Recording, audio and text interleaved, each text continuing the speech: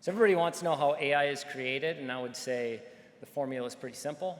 You need data, you need some algorithms, and you have to have some compute.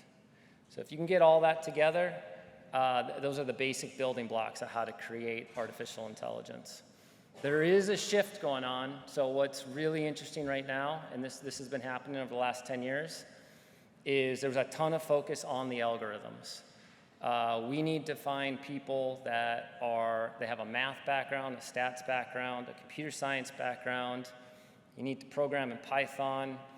You also have to be very familiar with the hardware, because 10, 15 years ago, these GPUs, getting them installed and getting the software on top of them, all of that was very messy. It was very hard, very challenging.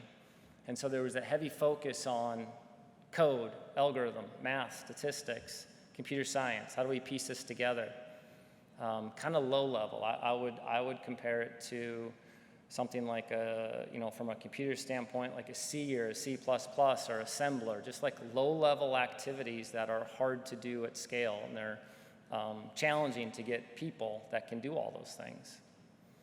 Well, that is really changing. So now the algorithms, you have cloud providers like AWS, Azure, and Google that have out-of-the-box tools to help you build and models. There's pre-trained models. You might hear them called foundational models.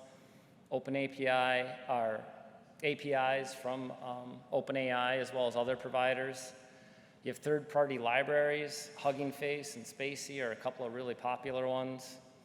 And there is I don't know if it's a movement, but there is a shift where, I'd say 5 years ago, if you're doing anything in the AI space, you're talking about training. I have to go train, which means I got to get data and labels, a data scientist, I have to find GPUs, I got to piece all this stuff together. It's really expensive to do, it's time consuming, probably going to do it wrong, don't know how it's going to turn out. Just a ton of unknowns. And I would say now the shift is, well, let's just start building.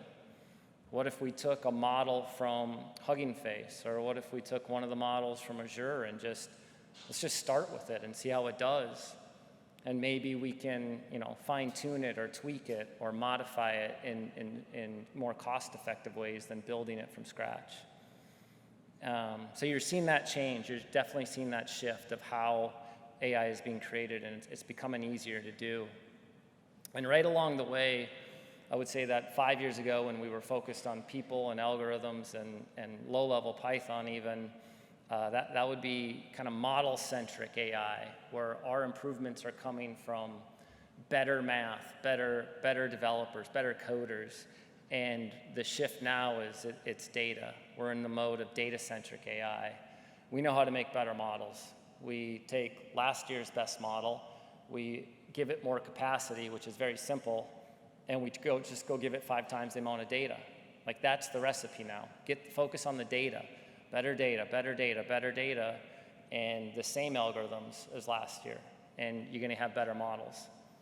And the way that we talk about that at our business is, better data beats fancier algorithms. And if you think about that as, if you gave me a world-class algorithm, the best algorithm, but kind of junky data, you're going to end up with a failure. Your bad data is going to ruin your model. Garbage in, garbage out.